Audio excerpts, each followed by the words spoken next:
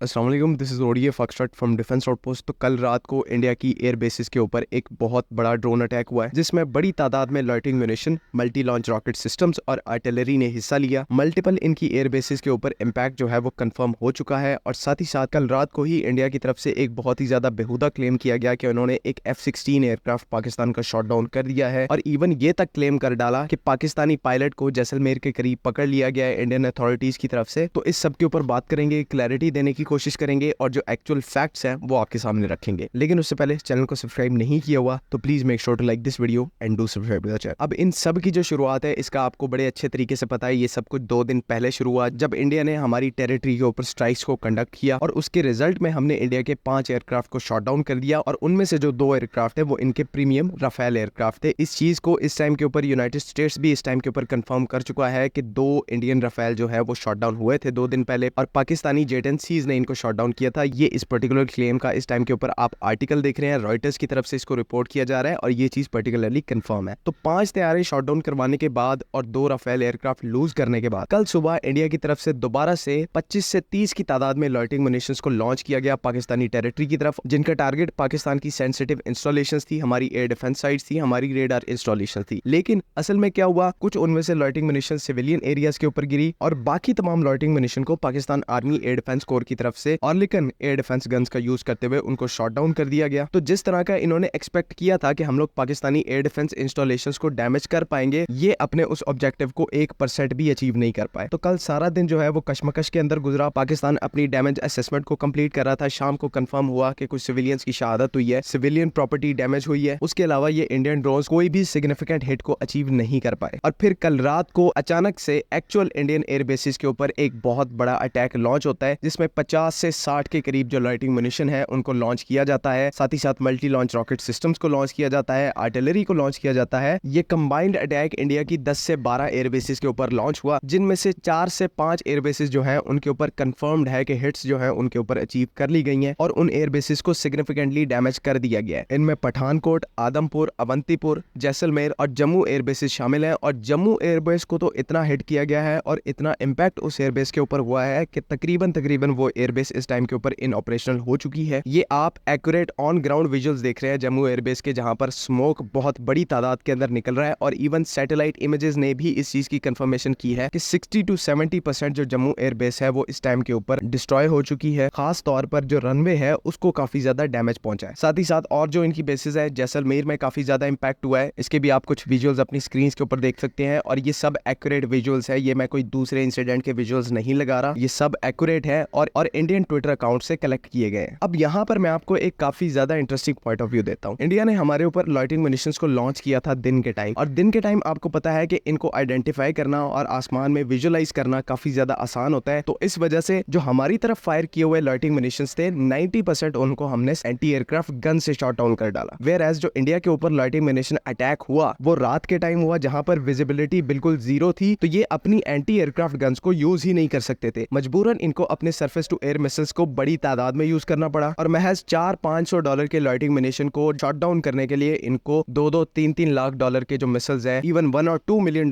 के मिसाइल्स जो है सरफेस टू एयर मिसाइल्स, उनको फायर करना पड़ा, जिनकी वजह से इनके जो तमाम एयर डिफेंस सिस्टम है वो इस टाइम के ऊपर सैचुरेट हो चुके हैं। इनके सैम्स के जो मिसाइल स्टॉक है इस टाइम के ऊपर लो है। और कुछ लोग कहेंगे कि इंडिया के पास तो पैसे है, वो इन मिसाइल्स को दोबारा से रीस्टॉक कर लेंगे। तो बिल्कुल ऐसा ही है, वो कर सकते हैं, लेकिन इन मिसाइल्स को मैन्युफैक्चर करने में बहुत ज्यादा टाइम लगता है। पैसे चाहे आपके पास जितने मर्जी हो, ये सोफिस्टिकेटेड टेक्नोलॉजी है, इसको बनाने में, मैन्युफैक्चर करने में काफी ज्यादा टाइम लगता है, जो कि इस टाइम के ऊपर वो टाइम इंडिया के पास मौजूद नहीं है। तो कल रात के लॉयटिंग म्यूनिशन अटैक का जो प्राइमरी ऑब्जेक्टिव था वो इंडिया के तमाम एयर डिफेंस सिस्टम को सैचुरेट करना, इनके मिसाइल्स के स्टॉक को लो करना था, जो कि सक्सेसफुली अचीव कर लिया गया था। और सेकंड ऑब्जेक्टिव ये था कि अगर कोई इंपैक्ट अचीव होता है इंडियन एयर बेसिस के ऊपर, और कल रात के केस में सेकेंडरी ऑब्जेक्टिव को भी अचीव कर लिया गया था। तो इसी अपनी बड़ी गलती को जज करने के बाद और बौखलाहट में आके इंडिया की तरफ से कल रात को ही एक मैसिव प्रोपेगेंडा कैंपेन लॉन्च की गई, जिसमें इन्होंने ऐसे ऐसे दावे किए जिनको पढ़कर ही बहुत ज्यादा हंसी आने लग पड़ी। एक तो इन्होंने कहा कि कराची पोर्ट जो है वो बिल्कुल डिस्ट्रॉय हो चुका, फिर इन्होंने कहा लाहौर के ऊपर अटैक हो चुका है, फिर इन्होंने कहा इस्लामाबाद के ऊपर अटैक हो चुका है। और उसके बाद कुछ जो इनके मीडिया हैंडल्स है उन्होंने कहा कि 2 F-16 शॉट डाउन हुए, कुछ ने कहा 4 हुए हैं, और कुछ हैंडल्स ने इवन ये तक कहा कि पाकिस्तान का एक पायलट भी जैसलमेर के नजदीक इंडिया की तरफ से कैप्चर किया गया है। लेकिन जब प्रूफ शेयर करने को कहा गया तो इनके पास एक पिक्चर अपने क्लेम को सपोर्ट करने के लिए मौजूद नहीं थी। कराची के सिटीजन्स, लाहौर के सिटीजन्स, इस्लामाबाद के सिटीजन्स कंटिन्यूअसली वीडियोस शेयर कर रहे थे कि हमारे शहरों में बिल्कुल पीसफुल माहौल है, अपनी डेली लाइफ को एंजॉय कर रहे हैं। वेयर एज इनके जो सिटीजन्स थे जम्मू के अंदर, पठानकोट के अंदर, वो अजीब अजीब वीडियोस बना रहे थे कि पाकिस्तान ने अटैक कर दिया, ये हो गया, वो हो गया। तो हमारे शहरों को अटैक क्या करना और हमारे एयरक्राफ्ट को क्या शॉट डाउन करना, आप उनके खिलाफ एक मिसाइल तक फायर नहीं कर सके। आजकल के दौर में वैसे ही अगर कोई एयरक्राफ्ट शॉट डाउन हुआ हो तो जल्द से जल्द उसकी जो वीडियोस हैं वो सोशल मीडिया पर आ जाती हैं, लेकिन इंडियंस के क्लेम से रिलेटेड अभी इस टाइम के ऊपर एक भी वीडियो मंजर आम पर नहीं आई। तो इनके क्लेम्स की जो क्रेडिबिलिटी है वो वैसे ही आप सबके सामने है। जाते जाते एक तो चीज मैं ये कंफर्म कर दूं कि पाकिस्तान का कोई एयरक्राफ्ट शॉट डाउन नहीं हुआ अभी तक, हमारा कोई पायलट कैप्चर नहीं हुआ, हमारा कोई साप 2000 शॉट डाउन नहीं हुआ, हमारी कोई एयर डिफेंस साइट हिट नहीं हुई, और कल सुबह के बाद ना ही हमारी कोई सिटी हिट हुई है, ना ही हमारा कोई पोर्ट हिट हुआ है। ये सारे के सारे बिल्कुल सेफ है। दूसरा, जाते जाते मैं इंडियंस को एक जो इनका क्रेडिट है वो मैं इनको ड्यू क्रेडिट देना चाहूंगा कि एक कॉन्फिडेंस बंदे के अंदर हो तो इंडियंस जैसा हो। मतलब 5 एयरक्राफ्ट शॉट डाउन करवाने के बाद भी सोशल मीडिया के ऊपर जो इनकी तरफ से कॉन्फिडेंस शोकेस किया जा रहा है ना, मैं लिटरली ये चीज कह रहा हूँ कि अगर यही कॉन्फिडेंस मेरे पास स्कूल टाइम में होता तो मैं पता नहीं कहां से कहां पहुंच जाता। बहरहाल ये चीज पाकिस्तानियों को इंडियंस से सीखनी चाहिए कि अपने एयरक्राफ्ट शॉट डाउन करवाने के बाद भी किस तरह से बेशर्मी से सोशल मीडिया के ऊपर बोस्ट करना है, सोशल मीडिया के ऊपर पैट्रियोटिक नजर आना चाहिए। तो इनसे ये चीज हमें सीखनी चाहिए। बाकी उम्मीद है कि यहाँ पर तमाम चीजें क्लियर हैं। अगर इनसे रिलेटेड कोई भी कंफ्यूजन है तो काइंडली कमेंट्स में जरूर पूछें। बाकी अगली वीडियो तक के लिए अल्लाह हाफिज। पाकिस्तान जिंदाबाद।